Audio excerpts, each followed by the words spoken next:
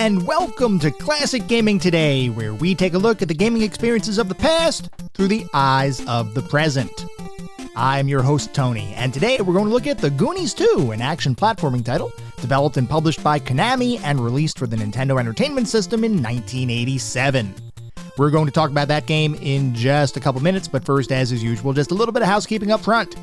This is episode number 111, and it is another special episode because it's another Patreon-sponsored episode, this one sponsored by Steve Novoselic. Steve did send in a message for all of us to listen to talk about why he chose Goonies 2 as the game that we'll be talking about today. So Steve, take it away.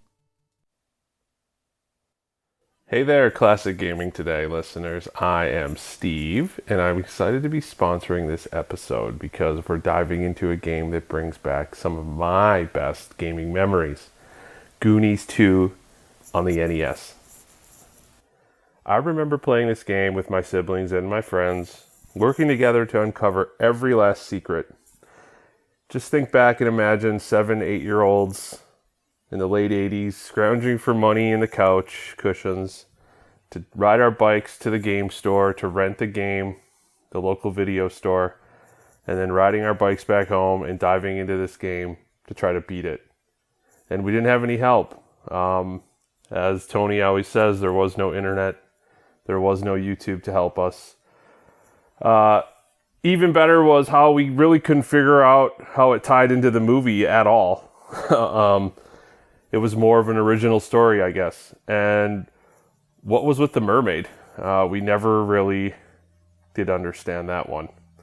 It wasn't just the gameplay that made it special. It was the blend of the platforming mixed with the first-person exploration that kind of kept me hooked into this game. In Goonies 2, 1 minute you're running and jumping, taking care of your enemies with your yo-yo. Which was an interesting weapon. And then next, you're in first-person mode, navigating these rooms, searching for clues, hitting, punching, hitting with your hammer, everything that you can try to find some hole or special item or whatever.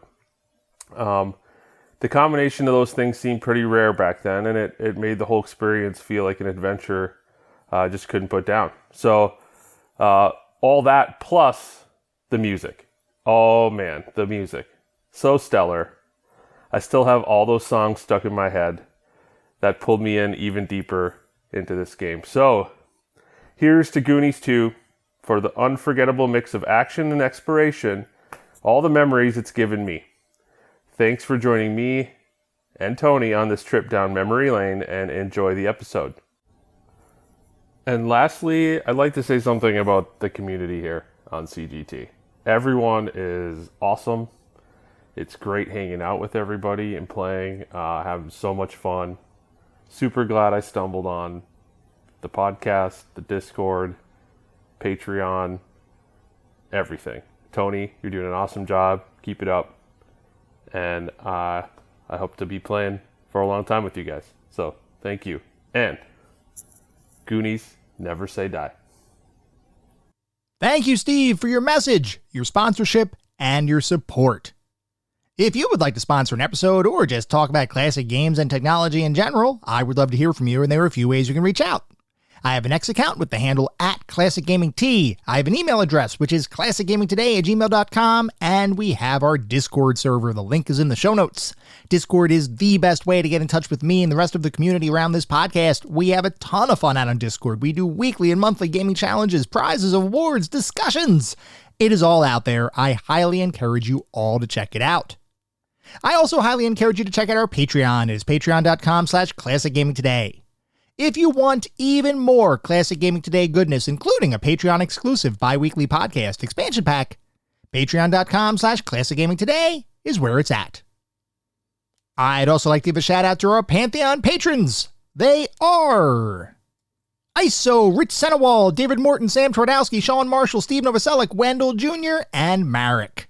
Thank you guys for supporting the show. Thank you all for supporting the show. Whether you contribute monetarily or simply listen on a regular basis, I truly do appreciate all of the support. For anyone who may be new, welcome. I'd like to take a brief moment to go over the anatomy of an episode because, for the most part, all of our episodes follow a very similar format and structure. We will always start by talking about the history of the game in question, the historical context, how was the game made, why was the game made, and then we move into a pseudo review kind of section. And I say pseudo review because it's not like we assign a numerical ranking or star counts or anything like that, but we do talk about every single game from several different perspectives. We take a look at the graphics. How does the game look? The sound and music. How does the game sound? The narrative and or story, if the game has one. Playability and controls and overall feel. What does it feel like to play the game today versus when it was released 20, 30, maybe even 40 plus years ago? We do all of that to reach a verdict as far as how well the game holds up today. And to do that, we assign each game to one of several categories. At the very top of our list is the pantheon of classic gaming. If a game reaches the pantheon, you know it is that darn good. It is a certifiable classic. You should go out of your way to play those games today. Just beyond the pantheon are our golden oldies. These are still really good games. I still highly recommend you play them, especially if you enjoy the genre in which the game exists. You should have a good time. They're not quite pantheon level, but they are still really worthwhile experiences, and I still highly encourage you all to play them today. Beyond the golden oldies, we reach our mediocre mentions. This is where we start getting into the realm of games that I cannot recommend to the broad game-playing population. They might have aged a little bit, might have had a couple issues to begin with. You may still have a good time, especially if you enjoy the genre in which the game lives. By all means, give it a go. But I can't recommend these games to the broader population. And then beyond the mediocre mentions, we reach the footnotes. These are the games that are best left in the annals of history. I have played them, so you don't have to. I cannot recommend anyone play these titles today. They have either aged incredibly poorly, or they may not have been all that great to begin with. With that out of the way, we're going to start talking about the game of the day. That is, the Goonies II.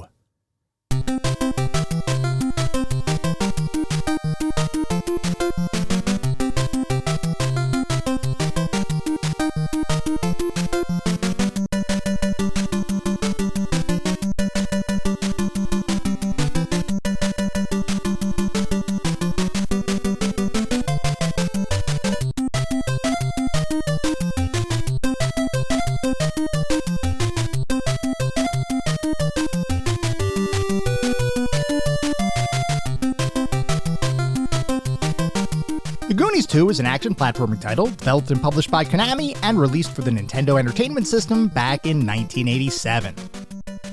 Before we can talk about Goonies II, we need to take a step back and talk about one of my favorite topics in gaming, that being the concept of movie licensed and tie-in titles. Because, as it turns out, the Goonies II is both a licensed game as well as one that has absolutely nothing to do with an actual real movie, which is admittedly a strange combination. But hey, we've got to deal with that kind of thing sometimes in this hobby that we all know and love. So let's talk about licensed titles in the video and computer game industry. For many people, if you say the phrase movie tie-in game or you utter the words licensed title, the response is fairly negative and pretty immediate. The question you might be wondering about is, why are licensed titles held in such poor regard? I mean, it's not like there's anything inherently evil about basing a video or computer game on an already established property, be it a toy line, a television show, or a movie. And in fact, if you look across the history of the industry, you'll likely notice that licensed video game titles have gotten a pretty bad rap over the years, with the majority being considered subpar efforts that are more concerned with making a quick buck as opposed to delivering a worthwhile gaming experience. And yes, it is true that many licensed titles have been critically panned, or at a minimum, not well received by the majority of the gaming community. The thing is, though, the concept of a cash grab was absolutely not the reason that the earliest licensed titles came to be. And in fact, the very first licensed titles were looked at as a means to bring the cinematic action of popular movies into the home.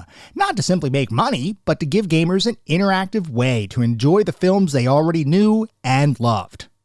Sure, the goal was still to make money, as it is with any business-related venture, but the earliest licensed titles were those that were designed to be good games in their own right, not simply to leverage the power of their license to increase profits. Interestingly, the very first attempt to use a film license in an interactive title originated with revolutionary video game company Atari, who in 1974 saw the potential in creating an arcade video game based on the upcoming film and eventual summer blockbuster Jaws.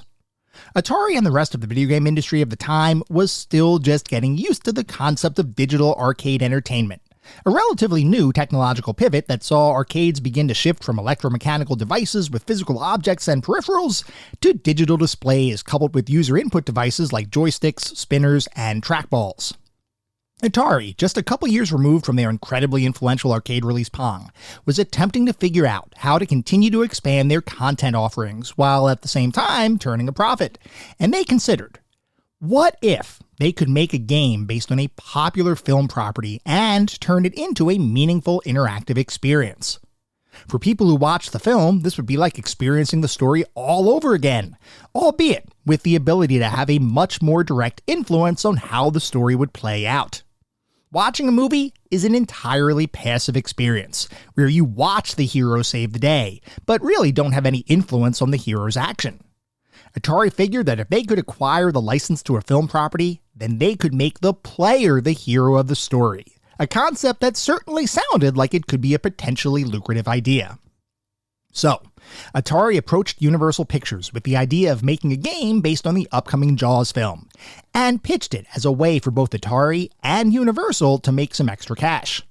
Universal would benefit from the initial licensing fee that Atari would pay, along with a certain percentage of sales from the arcade game itself, while Atari would get a proven popular property that would hopefully attract a ton of players to their shiny new arcade machine. Atari thought they had a great business plan, but Universal? They just didn't see any merit in the idea. So Atari did the only thing a company could do in the Wild West video game industry that was prevalent in the early 70s.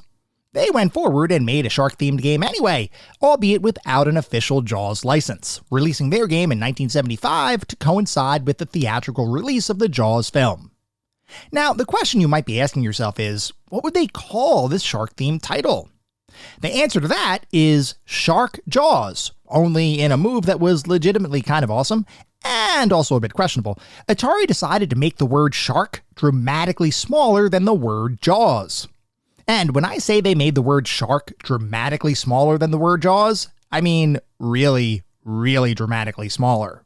So much so that if you were standing right in front of the arcade machine's marquee, you might still have an issue seeing the word shark. For all intents and purposes, Atari's shark-themed game was effectively Jaws. For its part, though, Atari realized that creating what was effectively an unauthorized title using an unlicensed property probably wasn't the most intelligent legal move. So to help insulate themselves from any potential legal ramifications, they ended up standing up a separate corporation called Horror Games, basically as a means of hiding the Atari name from Universal Pictures. The thought being that if Horror Games was sued, they could simply disband the company without any lasting legal issues.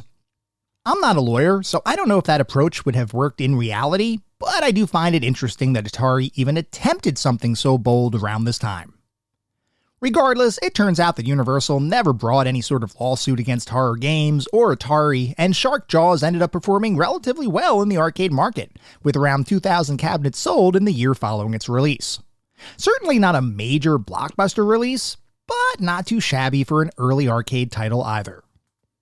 In the years that would follow, other companies would follow Atari's example, creating a number of unlicensed titles that were very obviously based on real film properties.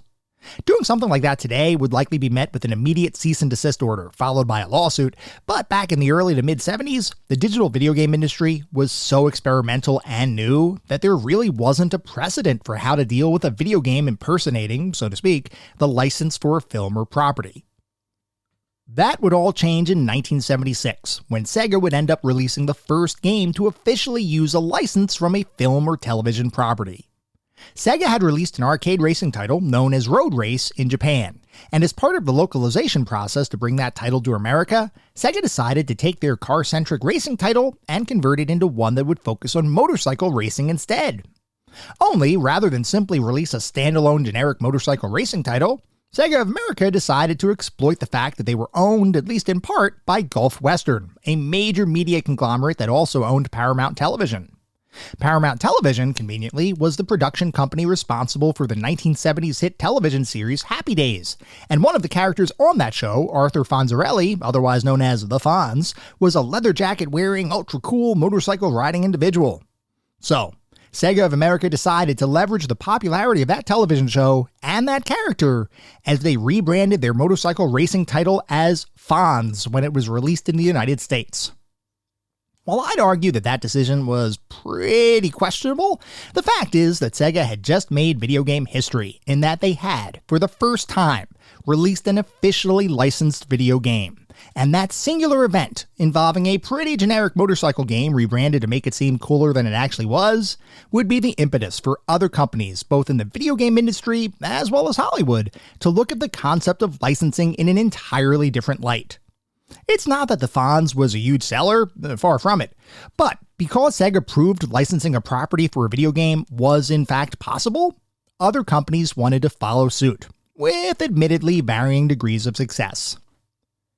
In the years that followed, a number of popular film properties would begin making their way to arcades and home consoles around the world, including games based on Star Trek, Star Wars, Tron, Raiders of the Lost Ark, and Alien, just to name a few licensed games that would release between 1976 and 1982. And honestly, the majority of those games used the technology of the time to great effect, and a good chunk of those licensed titles were pretty well received by the critical and game-playing community. Sure, none of them were considered all-time classics, at least in comparison to titles like Pong, Space Invaders, Donkey Kong, and Pac-Man, but for the most part, licensed titles of the time did what they were marketed to do. They created an interactive mechanism for players to enjoy their favorite movies in an entirely different way, and many gamers legitimately enjoyed these experiences. As the world of licensed video games continued to expand, the business behind licensing popular properties grew larger and larger, with ever-increasing licensing fees being demanded by film and television production companies, which major video game publishers were more than happy to pay, considering the potential upside of having an ultra-popular property grace their arcade cabinet or home video game console. The number and cost of licensed titles would continue to rise, until finally in 1982, the largest licensing deal of all time would be signed between a video game company and a major Hollywood studio. And as luck would have it, that video game company was none other than Atari, the very first company to attempt to license a film property years earlier. And in another twist of fate, the movie Atari was attempting to license was another Steven Spielberg movie. Only this time, they would avoid the failure they had faced when attempting to license Jaws back in 1974. This time, they would successfully license Spielberg's newest popular film property. This time, they would spend over $20 million to acquire the exclusive license to make a video game based on the biggest box office attraction of all time, at least up to that point. This time, Atari would acquire the license to the blockbuster of all blockbusters, E.T. Longtime listeners may recall that we had an episode dedicated entirely to E.T. for the Atari 2600 around a year ago, so if anyone is interested in a deep dive into the creation and failure of that title, definitely check that episode out.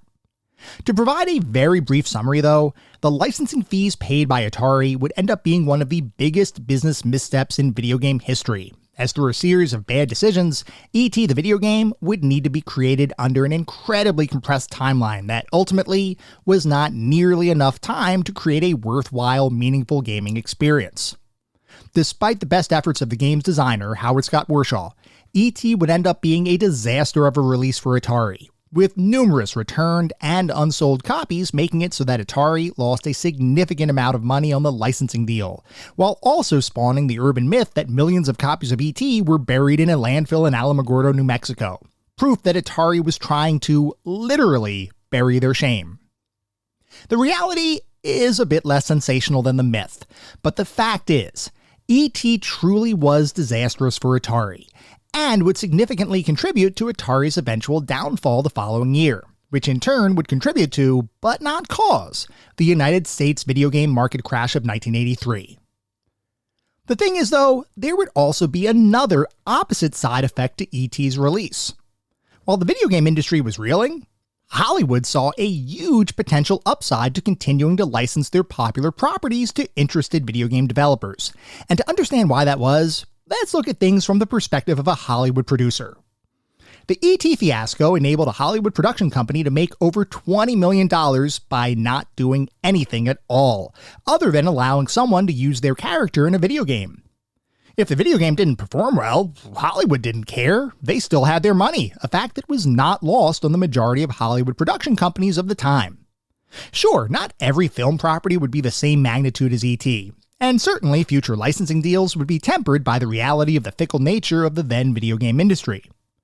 But, similar to how Sega opened the floodgates for licensed titles to become prevalent across the industry, E.T.'s licensing deal made it so that future licensed titles didn't need to be good in order to be successful. They simply needed to make some money.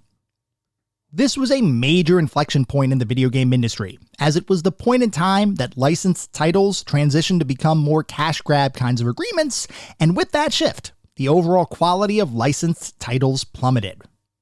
That's not to say that every licensed title suffered the same fate, but for the vast majority, the reason why licensed titles today are looked at so negatively is because of this pivotal event in video game history. Despite Atari's failure as a company, other video game companies and computer game developers would be ready to continue creating and profiting from future licensed titles. And even companies who ostensibly were focused on quality over quantity, like Nintendo, weren't immune to the allure of licensed property cash grabs. But like I mentioned, not every licensed property would result in a subpar gaming experience. Before we continue our discussion on licensed titles though, we need to take a bit of a detour to look at one of the more popular film releases of the 80s, a true cult classic amongst the majority of individuals who grew up in the 80s with childhood dreams of action and adventure. That movie was The Goonies.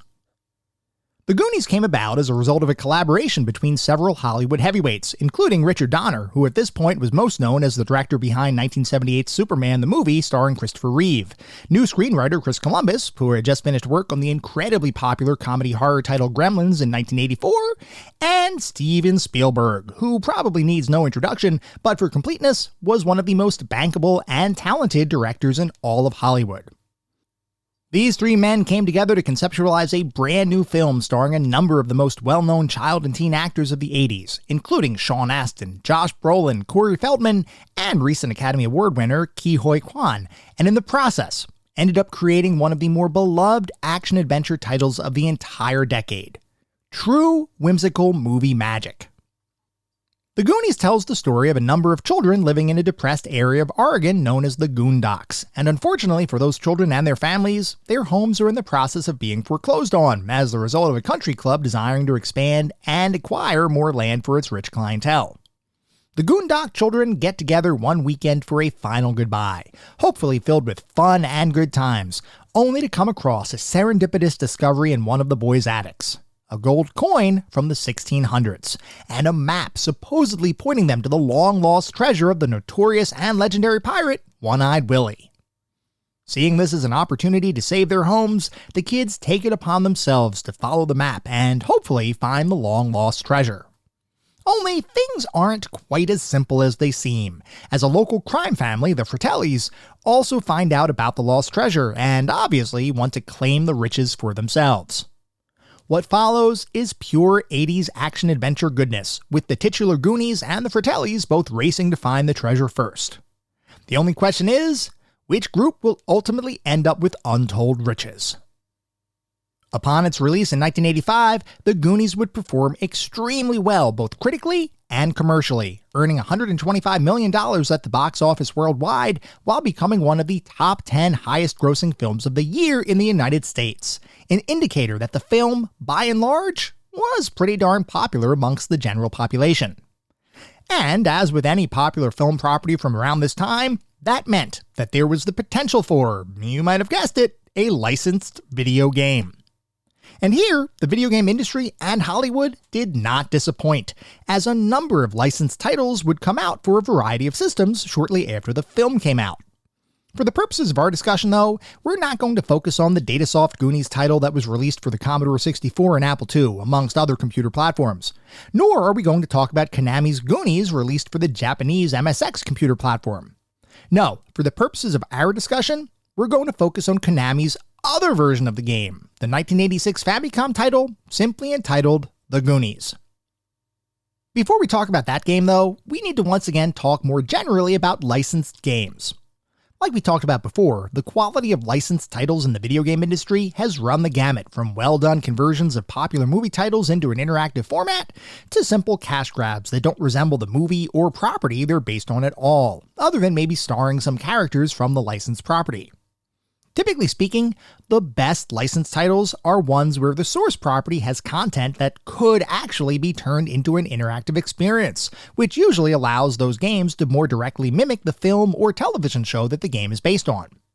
As an extreme example, let's say you have the option of turning two different popular films into a video game: action-adventure classic Indiana Jones and the Temple of Doom, or the more down-to-earth drama Rain Man. Creating an Indiana Jones game based on the movie is, from a high level, a fairly simple thing to do, as Temple of Doom includes a number of sequences that you could very easily see being present in an interactive format, like various fight scenes, car chases, environment exploration. Pretty much everything in the film could potentially make its way into a game adaptation of the movie. Looking at a movie like Rain Man, you'd pretty quickly realize that converting that film into a game is a much harder prospect, because how do you make a movie that is primarily driven by dramatic performances and subtext work in the more in-your-face video game world? Well, for a lot of video game publishers and Hollywood studios, the answer to that question didn't really matter, because as long as the license could make money, there were fairly good odds that a tie-in game would be on the horizon.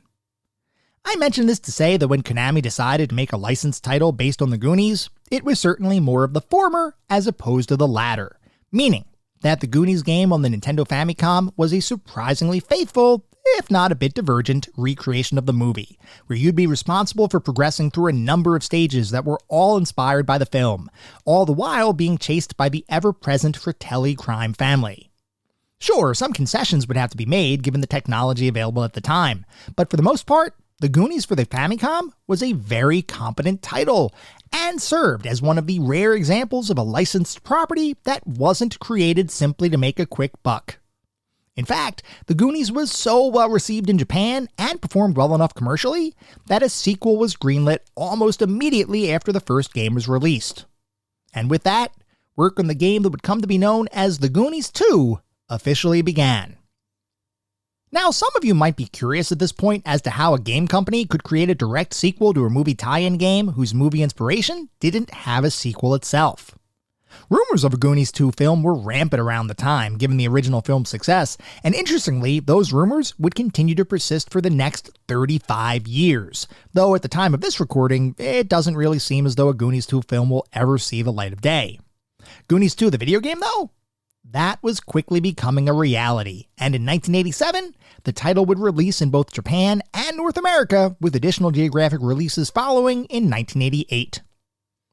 At this point, I need to relay a bit of a personal story, as I remember seeing the Goonies 2 on store shelves back when it first came out in the late 80s, and my first thought upon seeing the box in stores was, did I miss something? Was there a Goonies 2 movie? Like I mentioned, no, I hadn't missed anything. It was just that the original Goonies title had only been released in Japan, with its sequel getting a much broader release, which I have to admit was confusing for both myself as well as a number of children back around the time the game came out.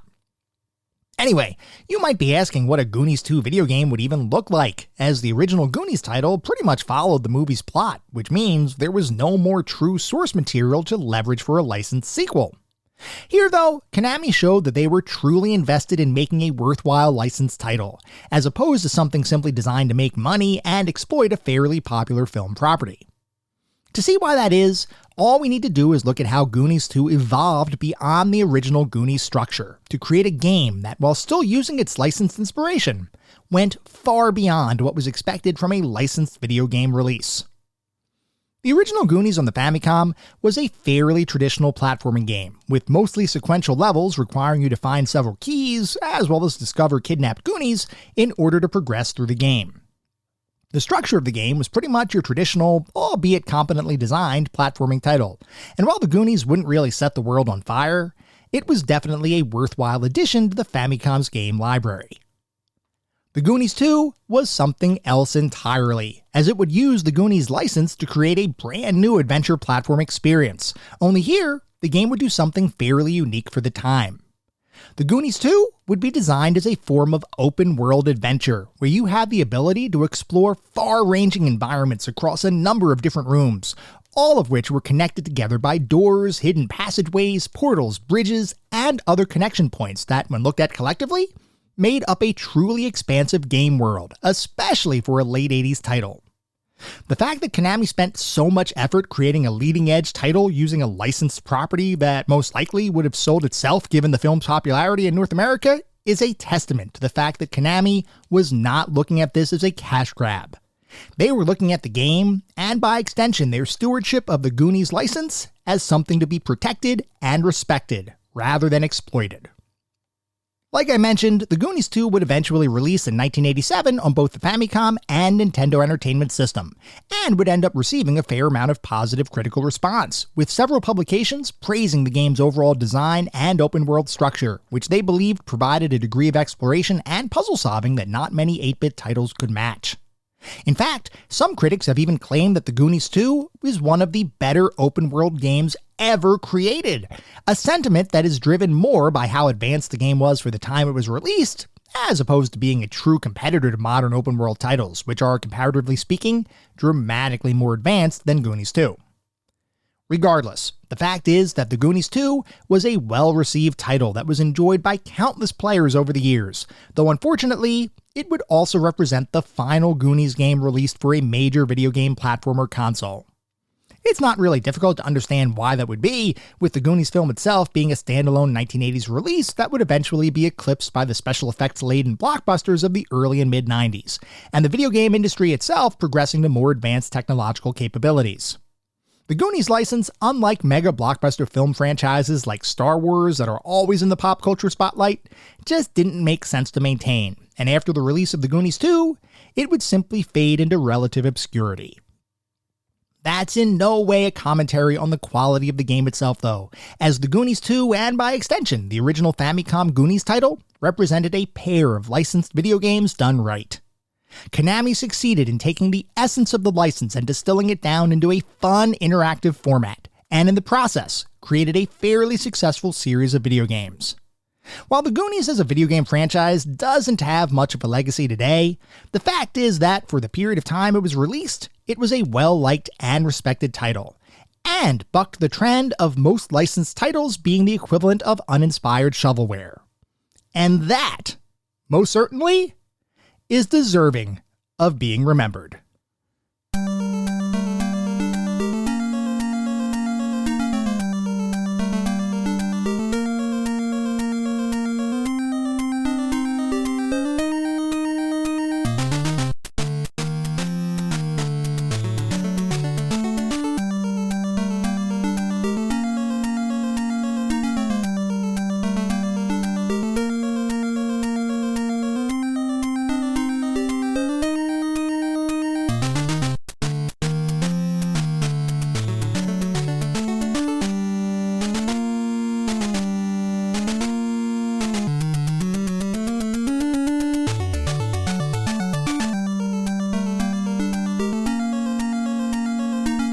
We are now going to shift to start talking about what it feels like to play the Goonies 2 today versus when it was released back in 1987.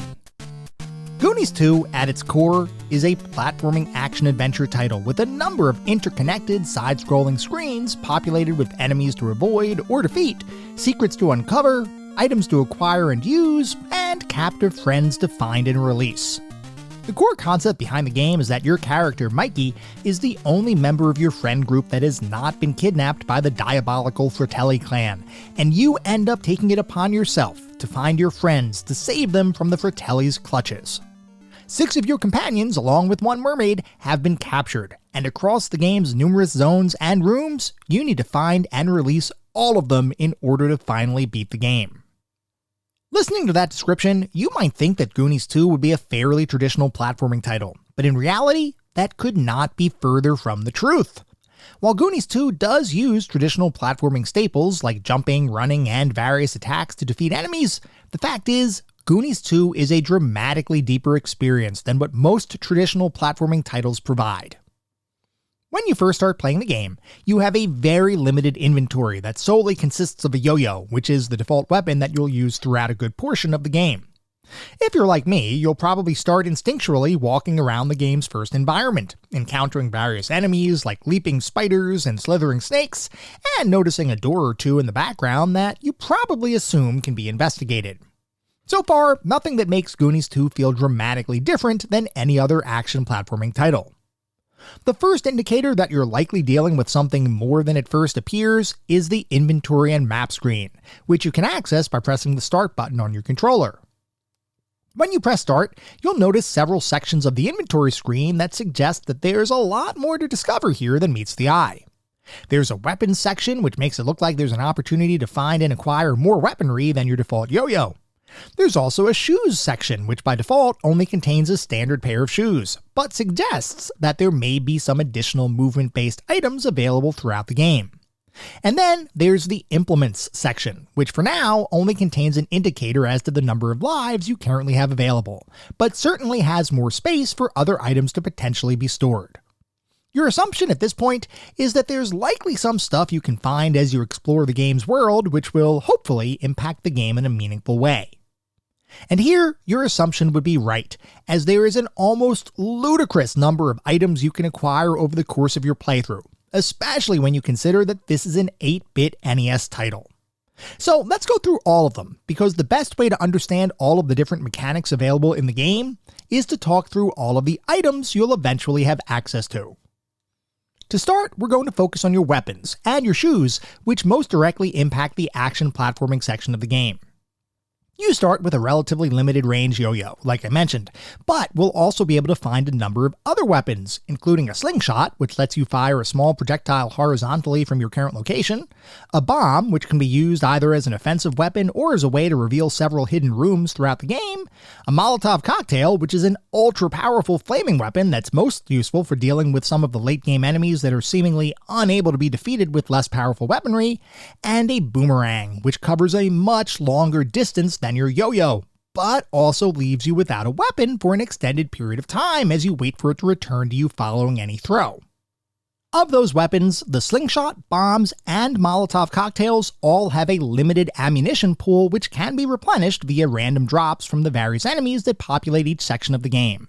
And you can also find bomb and flame boxes hidden throughout the game world that can increase the total number of bombs and Molotov cocktails that you can carry in your inventory at any point in time, up to a maximum of 20 for each item. These weapons, as you might expect, all have a use for different situations that you'll encounter throughout the game, though my go-to for my entire playthrough was the trusty old yo-yo, because I knew I would always have access to it, and it was effective against enemies for a good 2/3 of the game. That last third, not so much, but by then you'll likely have better defensive items available that will help to mitigate some of the impact of not using the most powerful weaponry available. Beyond the various weapons we just talked about, you can also find a couple of different types of shoes that will help you navigate the various environments in the game, including the hyper shoes, which lets you move around dramatically faster than your default speed, and jumping shoes, which increase the maximum height of each of your jumps. From my perspective, the game starts feeling much more zippy once you get the hyper shoes, as the increase to your base movement speed is noticeably faster than what you've likely experienced up to that point.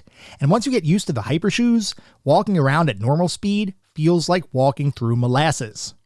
It's that noticeable of a difference, and there's really no reason why you wouldn't want to use hyper shoes as soon as you get them, except for the sections where you need to jump a bit higher, in which case you'd swap to the jumping shoes, perform your jump, and then switch back to the hyper shoes. Unlike the weapons where early game items can still be somewhat effective later in the game, your default shoes will likely be retired as soon as you get the hyper shoes, and I don't think there was a single instance where I intentionally swapped back to my default movement speed once I had other options available. For the most part, the weapons and shoes we just talked through are the items that most directly impact your ability to interact with and move through the various platforming sections of the game, though there are some defensive items that belong to the implements section of the inventory that will give you some life-saving capabilities as you explore the various environments throughout the game's world. You have the helmet, which will prevent you from taking damage from anything that might fall on your head, like stalactites and caves. You also have a raincoat, which can protect you from being damaged by the water that splashes out of geysers, or that falls down on you from various waterfalls that pepper certain cave sections of the game. And finally, you have the relatively late-game bulletproof vest, which reduces all damage received by 50%, effectively making it so that you can walk almost right through certain enemies without taking any appreciable damage. By the time you reach the end of the game, you'll have a pretty large arsenal of offensive and defensive items, and despite the increased enemy difficulty in late-game sections, you'll most likely die more from accidentally falling into pits than you will from any enemy type. One of the reasons for that is that enemies will occasionally drop heart containers when defeated, which you can use to replenish a portion of your life bar.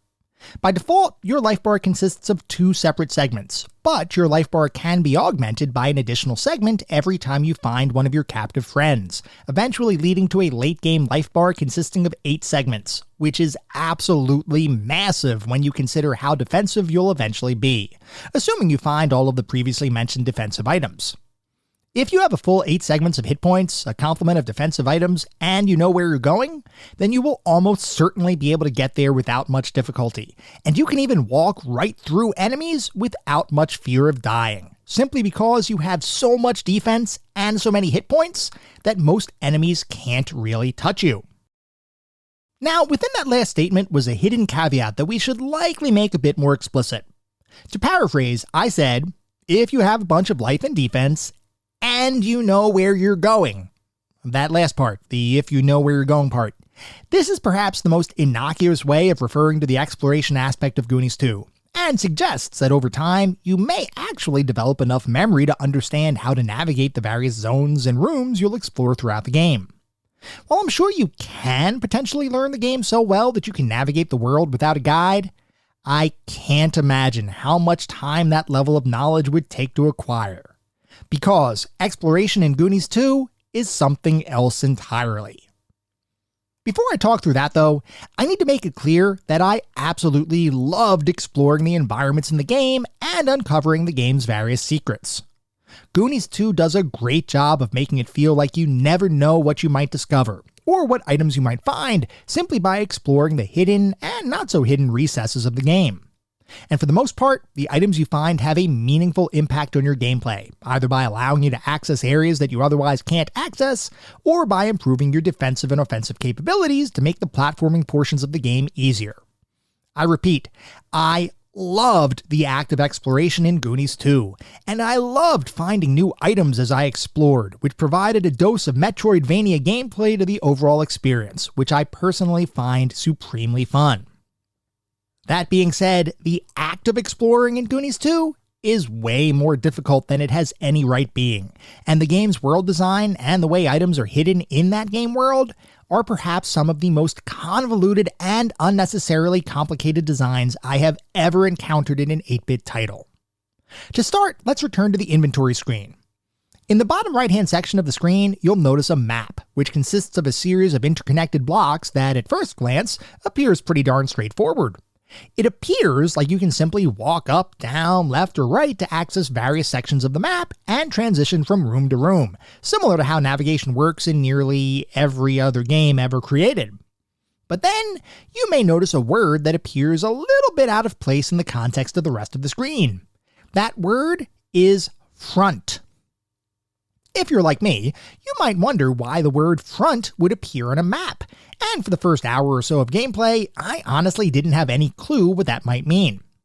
Now, if you read the manual, you'll see various references to the front and back of various scenes, but you may not really comprehend what that means, and I know that I personally did not truly understand what the manual was talking about, until one time I passed through a certain door, only to then look at my map and notice that the word front had changed to the word back, and the map layout itself had changed.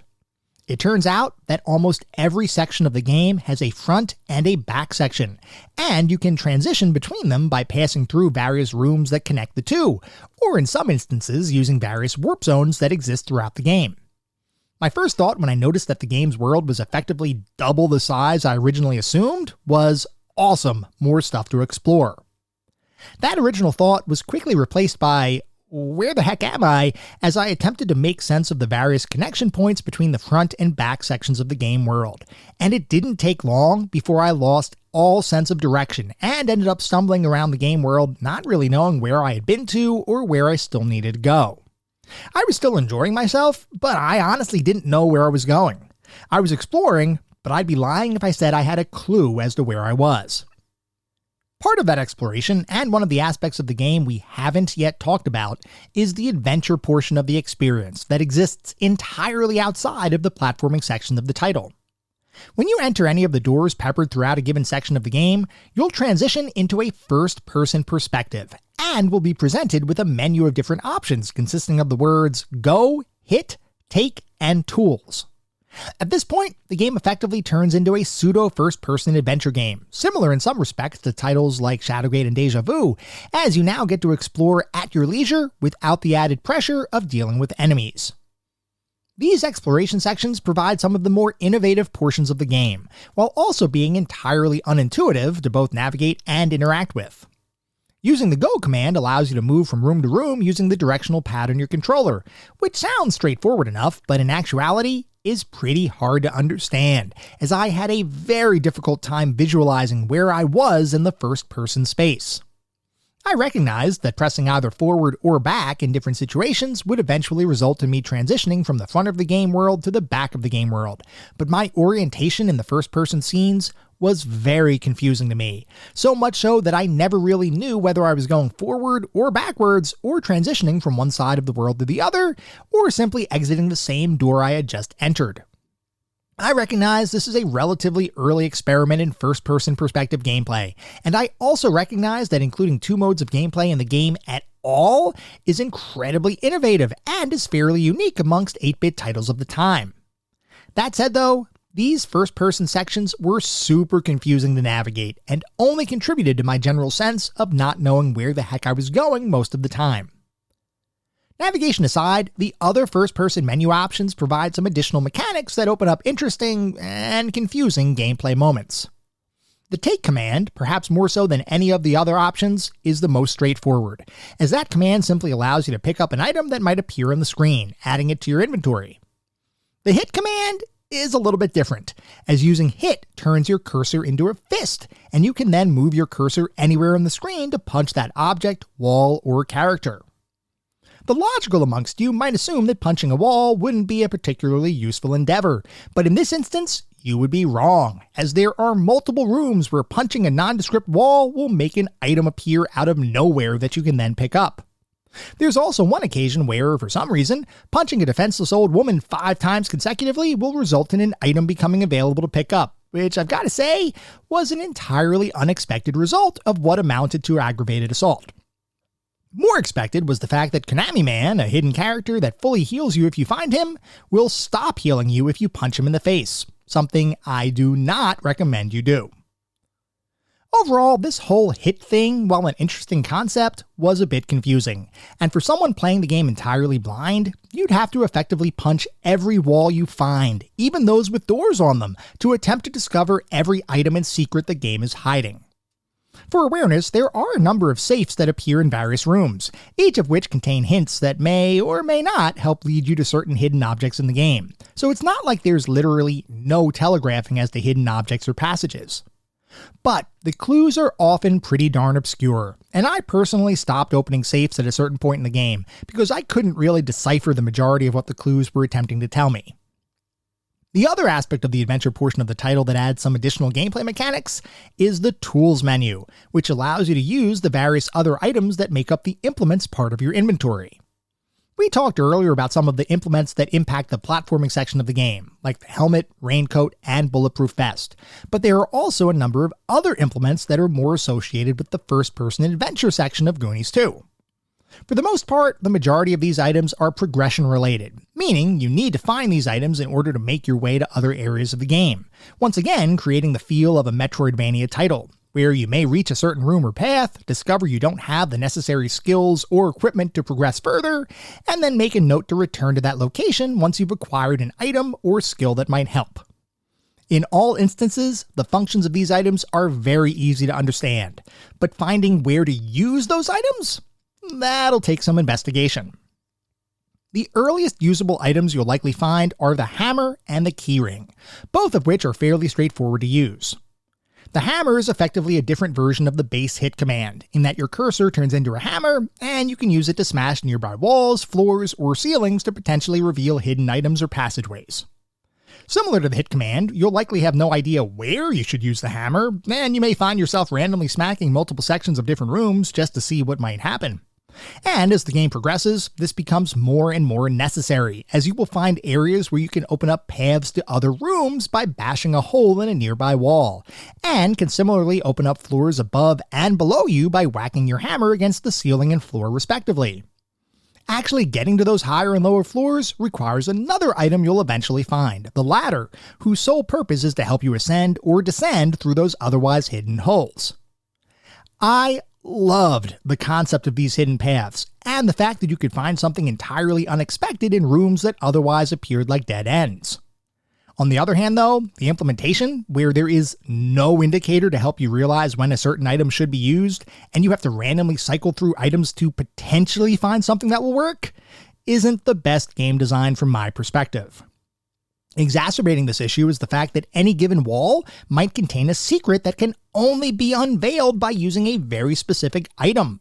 Some walls may need to be hit, others might need to be smacked with your hammer, while others still might contain an invisible door, which will only become visible through using your glasses, which is another item you'll need to find as you play the game.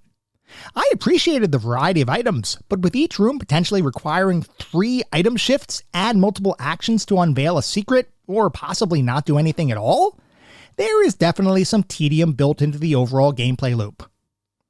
The keyring, by contrast, is much more straightforward, as that simply allows you to hold keys, which is the primary way you'll open the safes hidden throughout the various adventure scene rooms, some of which contain hints, while others contain potentially useful items, and is also the way to unlock the cages holding your captive friends.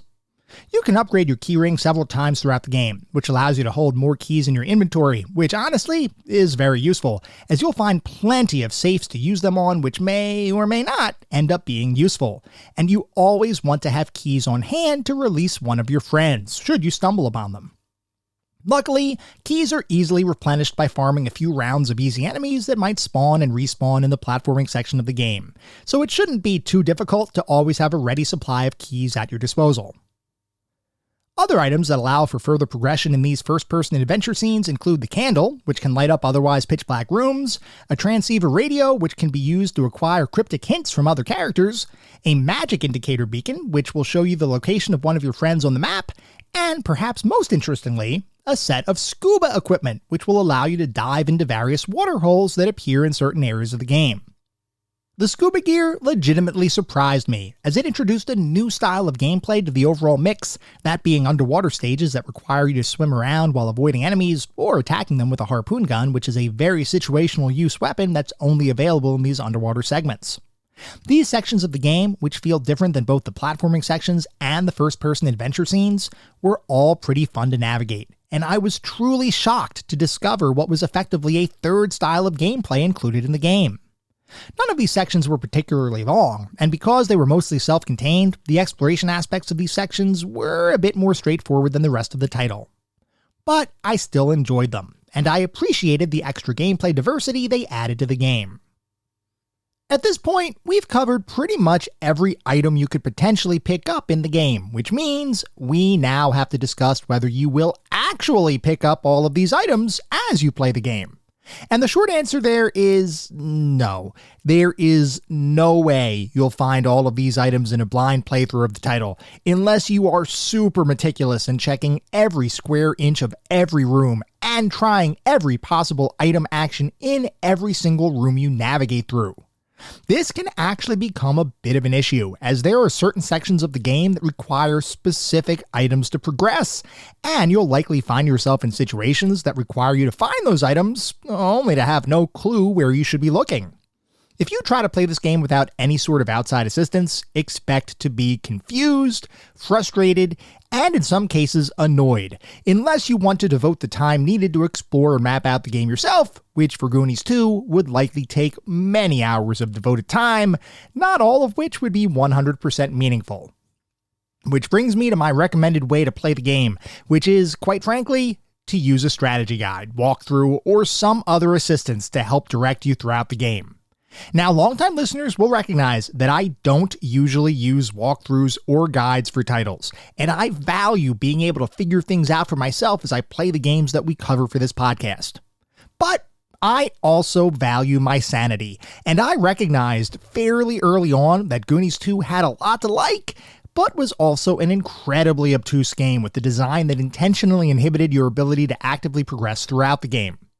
It's not even like point-and-click adventure titles that might use questionable logic for some of their puzzles, which might be super difficult, but can eventually be figured out.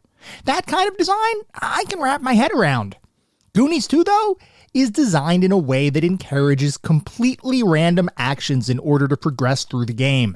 And because of the size of the game world, the confusing world design with the whole front and back layer thing, the navigational issues when traversing first-person scenes, and the lack of meaningful clues to direct your attention to important versus unimportant areas of the game, I can't possibly encourage anyone to attempt a fully blind playthrough.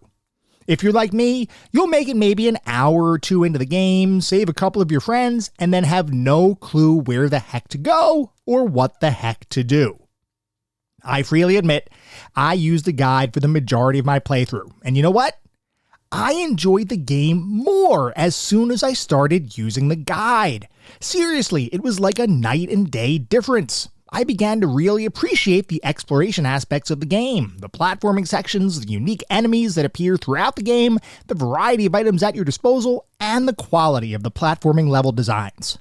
Using a guide let me actually play and progress in the game, and I highly encourage anyone thinking of giving this one a go to actively use a guide throughout the experience.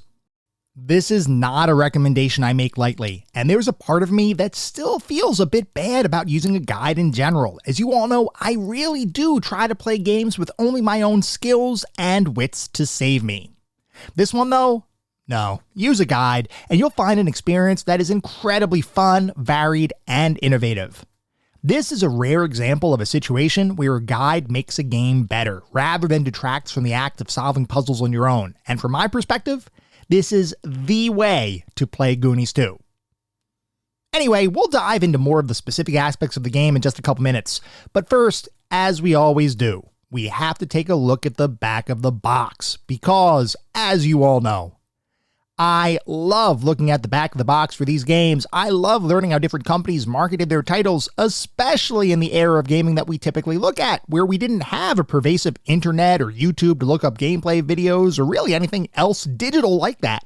The only thing we had when we made a buying decision were reviews we might have read in magazines, word of mouth we might have heard about from friends, and the way the box looked in the store itself. Did the front of the box make the game look cool? If so, we'd flip it over.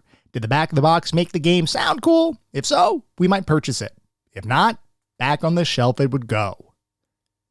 So, for the Goonies 2 for the NES, the back of the box says, The Goonies 2. Ma Fratelli's bad to the bone, so you better be badder. Packing a heap of ugliness, mean old Ma Fratelli's come back for revenge. And this time, she plans to do away with the Goonies for good. One by one, this crazed mama and her two nutty sons have kidnapped your fellow Goonies, hauling them off to a spooky shack and hiding them in a maze of adventure filled with danger, including the slippery ice cavern, secret underground sea, and eerie attic. Now you're the only Goonie left. The fate of your friends is in your hands. But saving the day won't be easy. Armed with your trusty yo-yo and whatever weapons you can find, you'll be forced to fight off fearsome foes and solve menacing mysteries.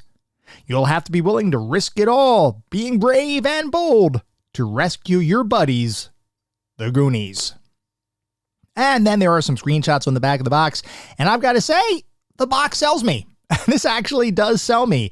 It makes it sound like a pretty cool game, especially if you have some knowledge of the Goonies, the film. Now, of course, like I mentioned before, seeing the Goonies 2 when there is no Goonies 2 film could be a little bit confusing, especially back around the time that the game was released. But the back of the box makes the game sound pretty cool. The screenshots make the game look pretty darn interesting.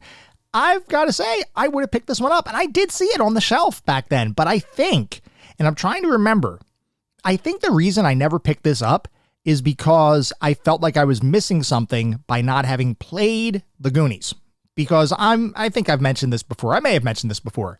I am a little bit weird as far as the whole gaming sequels kind of thing. I'm the kind of person that has to play the first before I play the second or the third or whatever. Like jumping into the middle of a series, even if they have nothing to do with each other, just feels wrong to me. So I think what might have happened is I saw the Goonies 2 and I thought to myself, well, hey, I can't play that. I didn't play the Goonies 1 because Goonies 1, of course, was local and exclusive to Japan. So I'm thinking that's why I didn't pick it up, because looking at the box now, even the front of the box and the back of the box, it would have sold me, and I probably would have purchased the game otherwise. Anyway, we're going to move on to the more specific aspects of the game, and we're going to start by talking about the graphics. The graphics in Goonies 2 all look really good, with a huge variety of environments with excellent use of colors to help depict the various zones, so to speak, that you'll encounter throughout the game.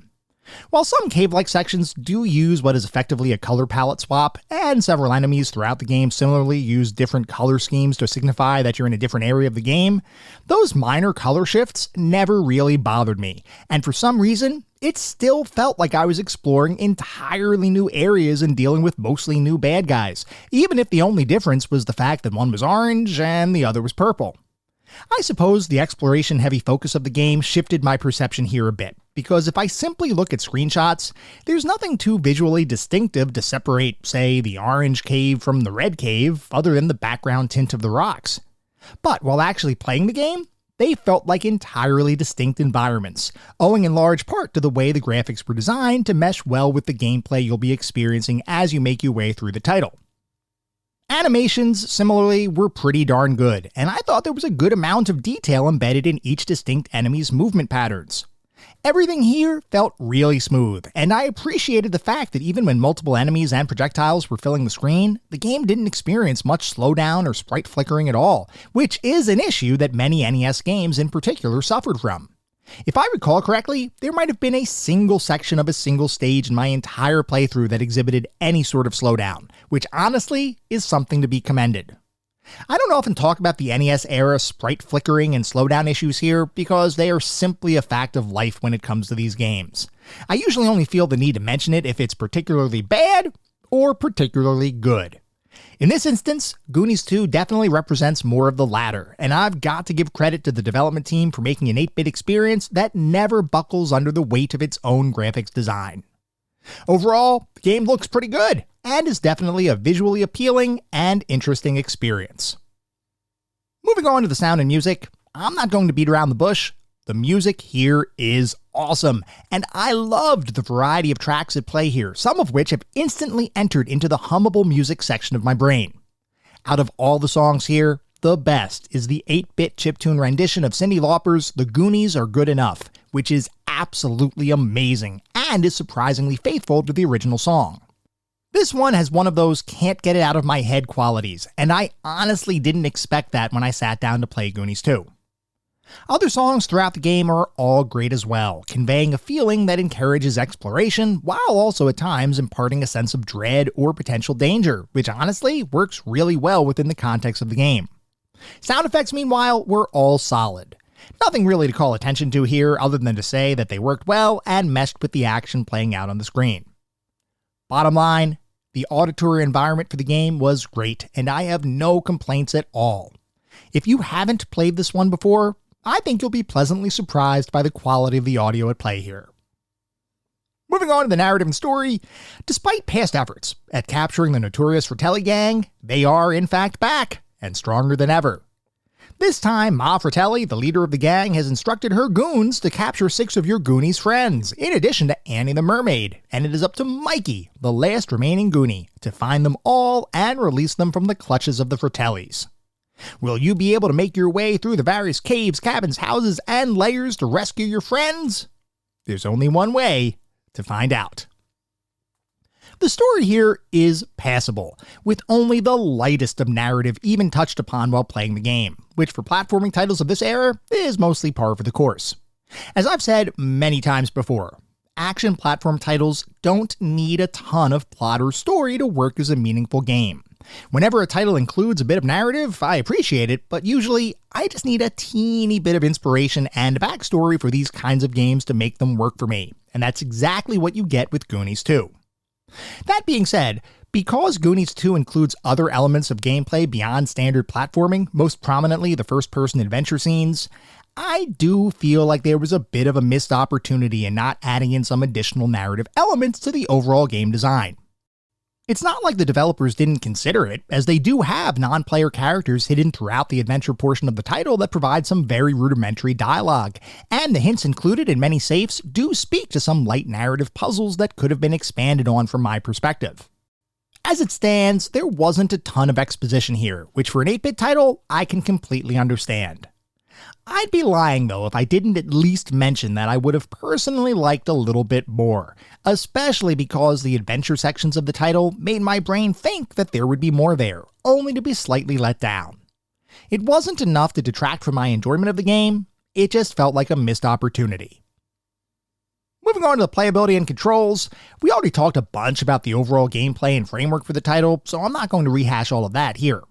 What I will say though, is that the game controls wonderfully, and the act of platforming and battling enemies, which is a good chunk of the overall gameplay experience, feels very well tuned and balanced.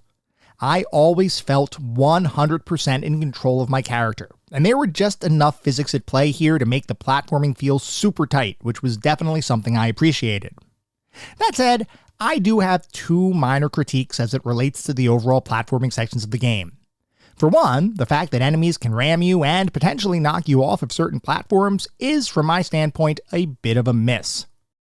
The game does give you some invincibility frames after being hit, but the general pathing for certain enemies can make it so that you may have some difficulty even landing on certain platforms successfully, at least without being pushed off the platform immediately after landing. This isn't what I'd consider a poor design decision. It's more of a minor frustration that impacts a couple sections of the game more than others, and while I don't think it in any way negatively impacted my playthrough, it is something I felt should be mentioned. The second critique is something that I almost feel compelled to mention anytime the mechanic is used in a game, and that is the slippery sliding gameplay that accompanies the ice platforming levels in the game. I know this is mostly a me problem, but I really don't like ice physics in games, and even in games where the physics are designed really well, like the Super Mario Bros. Series, I still have a personal dislike of ice levels that make movement unnecessarily slip and slidey. Goonies 2 has a couple sections of the game where you'll have to traverse icy areas, and the game did nothing to change my overall opinion of ice physics. I simply don't like them. The first time I played the game, I somehow found my way to an icy area, only to lose 2 lives in rapid succession simply by slipping off of a moving platform, and it warrants mentioning that up to that point, I hadn't lost a single life. Luckily, the game is very forgiving when you die, as you simply respawn very close to where you died. Or if you've lost all your lives, you're allowed to continue from a similarly close spot, albeit with your banked inventory items being reduced to 0. Meaning you have to reacquire your keys, bombs, slingshots, and Molotov cocktails via random enemy drops. Overall, not a major setback, but I think it's telling that in my first hour or so of playing the game, I only died twice, and both of those times were because of ice-based physics. Other than those minor critiques, the game controls wonderfully, at least in the platforming sections. The adventure scenes are a bit more cumbersome to navigate, as the menu-driven interface ends up slowing things down a bit, especially when you consider that you may need to try multiple items in any given scene to see what works and what doesn't, and the game will let you know if you mess something up by slowly typing text on the screen, during which time you can't take any other action to speed up the text scroll. This is a relatively minor annoyance in the grand scheme of things, as there's nothing inherently bad about a menu-driven control scheme, especially for a home console version of a pseudo point-and-click adventure experience. But it did feel just a little bit less snappy than the rest of the game. Overall though, I don't have many complaints about the way the game handles, and from a general standpoint, the gameplay of the title holds up under modern scrutiny. The aspect of the title where things really falter, though, is in the random and obtuse nature of how items are hidden in the game, and the way navigation works to link the front and back sections of individual areas of the game world. I know I spoke a bunch about this earlier, but it bears repeating. Exploring the game's world is fun, but the way items are hidden and obscured by requiring random actions is not. I can't imagine how much time a blind playthrough of the game would take, and while the game itself isn't difficult, trying to find everything you need to beat the game, or even to effectively survive later enemies, is super tedious without a guide. It's a strange mix, because I think with just a little bit of additional hand-holding, or if the game provided meaningful hints, even the adventure portions of the title would be supremely satisfying to figure out. As it stands, though, the game doesn't give any meaningful in-world assistance to help you figure out what to do, or where certain items are hidden, or really anything else. This is not a simple matter of a game not holding your hand, though. It actively attempts to prevent you from figuring out its puzzles and secrets, and it felt like an intentional decision driven to increase playtime, or potentially increase sales for the official Nintendo Player's Guide, which included some helpful hints and maps for Goonies 2 players. I don't know this for a fact, but given how much of the rest of the game was designed so well, it certainly doesn't appear as though this aspect of the title was a true misstep by the development team. It feels like an intentional design choice. Regardless, the fact is that the game as a collective whole still feels great to play and provides interesting and diverse gameplay, as long as you use a guide to provide a gentle assist along the way. Overall, I had a ton of fun playing Goonies 2 despite some of the exploration and navigation-driven frustrations. There are certainly some flaws here, but from my perspective, the good outweighs the bad, and Goonies 2 feels pretty darn fun to play from beginning to end. So what is our verdict on Goonies 2? Well, Goonies 2 is a diverse, interesting, and exploration-heavy 8-bit title that innovates more than many other platforming titles released around the same time, and there is a ton to like here. At the same time, there are also some design decisions that serve to make the act of playing the game a bit more cumbersome and confusing than what I think was necessary, and based on the general feedback of many players across the internet, that sentiment seems to be shared by a ton of Goonies 2 players. They love the game, but there's no chance of completing the game without referencing a guide.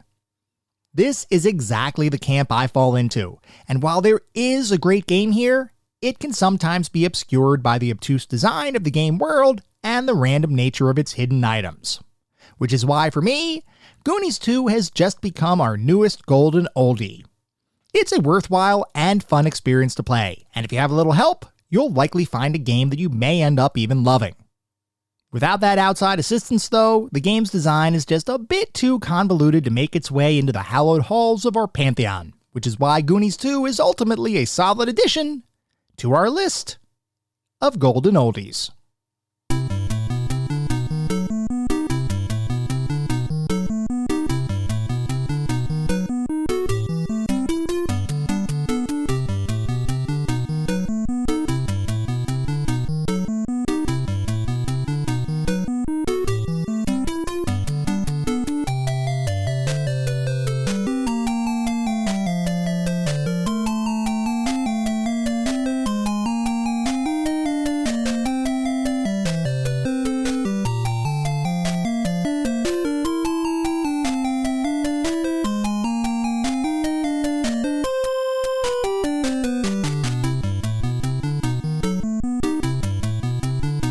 That was our episode on the Goonies 2. I hope you all enjoyed listening to it as much as I enjoyed creating it.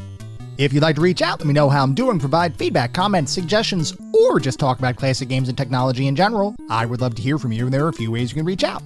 I have an X account with the handle @ClassicGamingT. I have an email address, which is classicgamingtoday@gmail.com, and we have our Discord server. The link is in the show notes.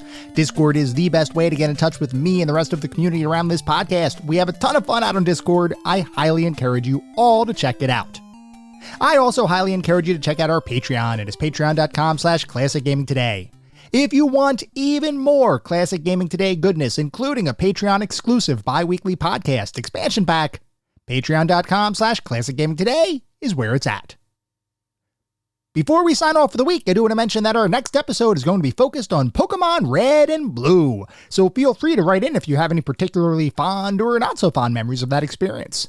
At the same time, I recognize you're likely listening to this podcast on any number of podcast engines, and if you would feel so inclined, it would be great if you could leave me a review. This is not about trying to bolster star counts. This is not about trying to harvest a ton of 5-star ratings, though if that happens, awesome, it means we're doing something right. No, what it's really all about is trying to deliver the best possible podcast I can. The only way to do that is to get feedback from all of you, the listener community, to make sure I'm hitting the mark and delivering the content you all want to listen to. We get new listeners every single day, which is simply amazing. I want to continue to grow this community and continue to make the best possible podcast I can. We'll be back in around a week with our next episode focused on Pokemon Red and Blue. Until then, remember, sometimes the games of the past are just as good, if not better, than the games of today. Goodbye, everyone.